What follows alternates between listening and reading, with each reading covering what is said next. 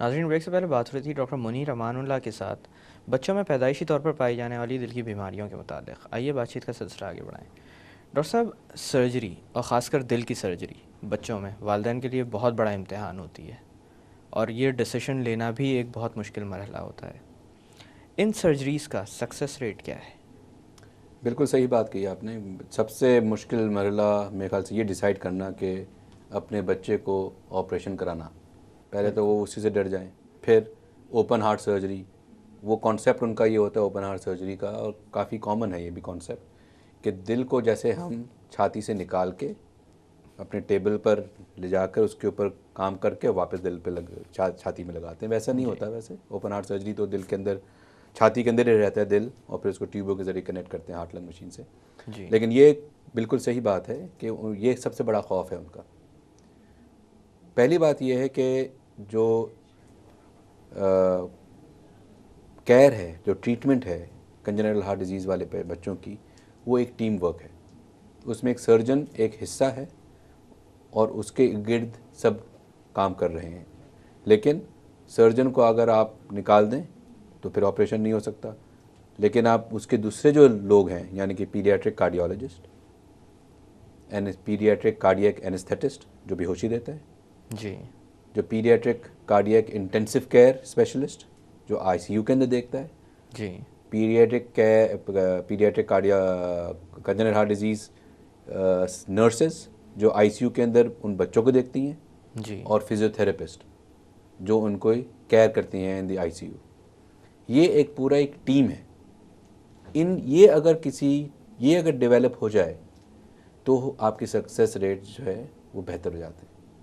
ये 1940s 50s में जब स्टार्ट हुआ अमेरिका में और वेस्ट में, और अब तक उन्होंने उसको इतना डेवलप कर लिया है कि अभी उनके सक्सेस रेट जो हैं वो 95, 97, 98 depending upon the type of disease वो बन रही हैं।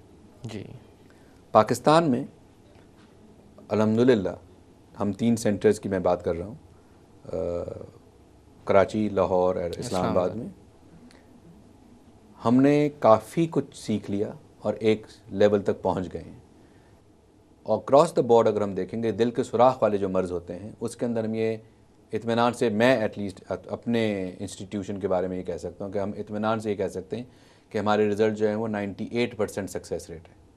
100% दुनिया में कहीं भी नहीं है। किसी पहली भी बात, बीमारी के मामले में नहीं होता। और इसकी हार्ट की तो बिल्कुल भी नहीं है। जी। ठीक है, तो 100% कहीं नहीं है। हमारी 97 to 98% होगी। ये 20 साल पहले नहीं थी, 20 साल जी। पहले कम थी। लेकिन एज़ हमने एक्सपीरियंस गेन किया और लोग ट्रेन हो गए और लोग वापस आए ट्रेन होके, और फिर ये सेंटर्स डेवलप किए, तो रिज़ल्ट्स उसके तो बेहतर ये हो रहे हैं। कंबाइंड इफेक्ट है। कंबाइंड इफेक्ट है बिल्कुल। अक्रॉस द बोर्ड अगर देखें कि अब हमने 100 ऑपरेशन किए डिफरेंट नौइयत के, तो उनमें बोल सकते हैं कि सक्सेस रेट जो है वो 90 to 95% के दरमियान है। लेकिन अगर हम ऑपरेशन नहीं करें, फॉर इंस्टेंस जी। ऐसा ब्लू बेबी जो कि पैदा होता है और ब्लू है, और उसको शरियानें उल्टी लगी हुई हैं जिसको हम टीजीए कहते हैं, अगर उल्टी लगे शरियानें लगी हुई हैं, उसका हम ऑपरेशन नहीं करेंगे, 100% बच्चे जो हैं, 100% तो नहीं, 95% बच्चे जो हैं 1 साल की उम्र में मर जाएंगे। अगर उनका हम ऑपरेशन करेंगे जब वो 2 या 3 हफ्ते के होंगे, जी। 90% चांस है कि वो बच जाएंगे और नॉर्मल ज़िंदगी गुजारेंगे। तो अभी आप खुद ही असेस कर लें जी। कि किस में रिस्क ज़्यादा है, किस में रिस्क कम है। ठीक बिल्कुल। है। दूसरी चीज़ ये है कि हमने ये देखा है कि जितना जल्दी इलाज हो, जी। लगता है कि जितना जल्दी इलाज होगा उतना ज़्यादा रिस्क होगा, लेकिन जितना जल्दी इलाज होगा तो उसकी मर्ज़ की वजह से जो अफेक्ट होता है दूसरी बॉडी के ऑर्गन्स के ऊपर वो कम होगा। माँ बाप का पैसा जो है वो कम लगा होगा। क्यों? ना तो उसके ऊपर दवाइयाँ खर्च हुई होंगी, ना उसकी रिपीटेड हॉस्पिटल के अंदर एडमिशन्स हुए होंगे, ना उसके बेतहाशा फजूल किस्म के टेस्ट हुए होंगे, या जी। फजूल नहीं, चलो नेसेसरी भी, लेकिन बहुत सारे दफ़ा। तो अगर आपको मर्ज़ पता चल जाए, उसका इलाज करवा लें बनिस्बत इसके कि उसको यहाँ से वहाँ फिराते रहें, कि कहीं जी। कोई बोल दे कि नहीं ये खुद ठीक हो जाएगा, तो फिर जो कि अमूमन होता है। बिल्कुल। अच्छा, डॉक्टर साहब, ये सिंगल स्टेज सर्जरीज होती हैं या मल्टीपल सर्जरीज भी करनी पड़ती हैं? अगेन आजकल के दौर में जैसे जैसा एक्सपीरियंस बढ़ रहा है, हम लोग जो ट्रीटेबल हार्ट के प्रॉब्लम्स हैं, यानी कि जी। दिल में सुराख होना या नीले वाला बीमारी होना, टेटोलॉजी और फेलो जो होता है, ये एक ही दफ़ा में ऑपरेशन करते हैं। पहले था कि आप उनको बेहतर करें फिर बड़ा ऑपरेशन करें, जी। लेकिन छोटे ऑपरेशन के अंदर भी बच्चे मर जाते थे, और छोटे ऑपरेशन से बड़े ऑपरेशन के इंतज़ार में बच्चे मर जाते थे। जी। तो लोगों ने ये किया कि बड़ा ऑपरेशन बचपन में ही कर दो, 1 साल की उम्र से कम में कर दो, तो उसके रिज़ल्ट उतने ही अच्छे रहे।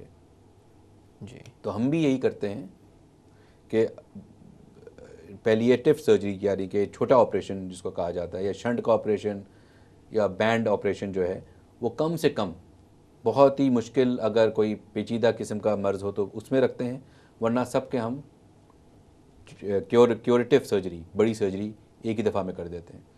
कुछ लेकिन मर्ज़ ऐसे होते हैं, और ये ख़ास तौर से बताना ज़रूरी है, कि जिनका कोई इलाज नहीं है तो उसका कुछ भी नहीं करते माँ बाप को, लेकिन बताना ज़रूरी है कि इसका इलाज नहीं है, ना अपने पैसे ना अपना टाइम वेस्ट करें। कुछ मर्ज़ ऐसे हैं जिनका हम ठीक नहीं कर सकते, यानी कि वो ऐसे मर्ज़ होते हैं जिनमें एक खाना बना ही नहीं है दिल का, 3 खानों पे चल रहा है दिल, वो दिल का चौथा खाना अब तक दुनिया में कोई बना नहीं सका।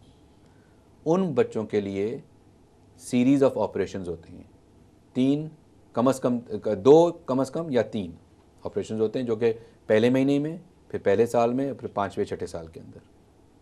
और ये बच्चों के बोलते हैं कि इनको हम सीरीज़ ऑफ ऑपरेशंस, एक के बाद एक के बाद एक होना ज़रूरी है। लेकिन ये वो वैसे बच्चे हैं जिनको हम नॉर्मल नहीं बना सकते, ये हमेशा ब्लू रहेंगे, और इनकी ज़िंदगी भी जो है दूसरे बच्चों के मुकाबले में कम होगी। अच्छा डॉक्टर साहब, आफ्टर सर्जरी इन बच्चों की ज़िंदगी कैसी होती है? क्या ये बिल्कुल एक नॉर्मल बच्चे की तरह ज़िंदगी गुजार पाते हैं, या कुछ कमियां बाकी रह जाती हैं? बहुत अच्छा क्वेश्चन है ये। 90% जो हम सर्जरी कर रहे हैं क्यूरेटिव, जी। 90% बच्चे जो हैं they go on to become productive members of the society. माशाल्लाह। स्कूल, कॉलेज, यूनिवर्सिटी, खेल कूद, swimming, mountain climbing, they can do everything. जी। साल में एक दफ़ा जब उनकी बर्थडे होती है, उस दिन वो आकर अपने पीडियाट्रिक कार्डियोलॉजिस्ट को दिखाएं और एकोकार्डियोग्राम कराएं। ये उनका लाइफस्टाइल होगा। जी। तो 10% बच्चे ऐसे होते हैं, हाँ, जिनको प्रॉब्लम रहती है, दूसरी सर्जरी करनी पड़ती है, तीसरी सर्जरी करनी पड़ती है, लेकिन वो अगेन परसेंटेज जो है वो बहुत कम है। अच्छा डॉक्टर साहब, एक कॉन्सेप्ट ये पाया जाता है कि दिल की बीमारी या तो पैदाइशी तौर पर लाहक हो सकती है, या फिर उम्र के इंतहाई हिस्से में। अब थोड़ा सा ये चेंज हो गया है कि अब 40 के आसपास, 35 के आसपास बल्कि मैं कहूँगा, हार्ट अटैक के मामले सामने आने लगे हैं। तो इस हवाले से मैं पूछना चाहूँगा कि बचपन में क्या कोई और भी दिल की बीमारियाँ हैं जो पैदाइश के बाद लाहक हो सकती हों? जी, तीन किस्म की बीमारियां हैं। इनमें से एक जो है वो ट्यूमर्स हैं। तो दिल के अंदर भी ट्यूमर हो सकता है, दिल के ऊपर भी ट्यूमर हो सकता है। बहुत कम है इंसिडेंस, लेकिन ट्यूमर हो सकता है। वो कंजेनिटल नहीं कहा जाता उसको, वो एक्वायर्ड ही है, यानी कि पैदा होने के बाद ही कभी शुरू हुआ। जी। दूसरा होता है इन्फेक्शन। इन्फेक्शन जो है दिल के 2 जगहों को असर कर सकता है। जी। एक तो है दिल के वैल्व्स, जो खून को एक ही रास्ते में जाने देते हैं। जी। वहाँ पर अगर इन्फेक्शन हो जाए तो उसको, वैल्व को वो तबाह कर देते हैं।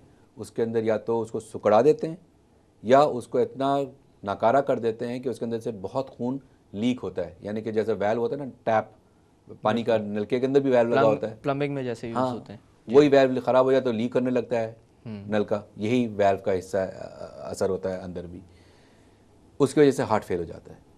तीसरा होता है मर्ज, अगेन इन्फेक्शन की वजह से, जो कि हार्ट के जो मसल्स हैं, जो पट्टे हैं, उनके अंदर जाकर उनको वीक कर देता है। इसको हम कहते हैं कार्डियोमायोपैथी, जिसके अंदर मसल का कॉन्ट्रैक्शन या जो उसका सिकुड़ने का कुव्वत होती है जी। वो कम हो जाती है। इसके अंदर भी हार्ट फेलियर हो जाता है। जो कार्डियोमायोपैथी है, जो हार्ट के मसल्स की वजह को अफेक्ट करती है, उसके अंदर कुछ बच्चे, 30% बच्चे रिकवर कर जाएंगे, नॉर्मल हो जाएंगे। जी। 30% बच्चे एक लेवल तक पहुंचकर रुक जाएंगे, और 30% जो है वो उनकी और हालत ख़राब होती रहेगी और फेलियर बढ़ता रहेगा। जी। जो वैल्व वाले हैं इन, और ये कार्डियोमायोपैथी का कोई इलाज नहीं है एज सच, उनका हार्ट ट्रांसप्लांट इलाज है। जो वैल्व को अफेक्ट करती हैं, जिसमें लीकिंग शुरू हो जाती है, तंग हो जाते हैं, उनका ऑपरेशन हो सकता है कि वैल्व को तब्दील कर दें। डॉक्टर साहब मैं थोड़ी देर के लिए मैं बातों का सिलसिला रोकूंगा। नाज़रीन वक्त तो एक छोटी सी कमर्शियल ब्रेक का, ब्रेक से वापस आकर कंजेनाइटल हार्ट डिफेक्ट्स के मुतालिक मज़ीद बात की जाएगी। Don't go anywhere.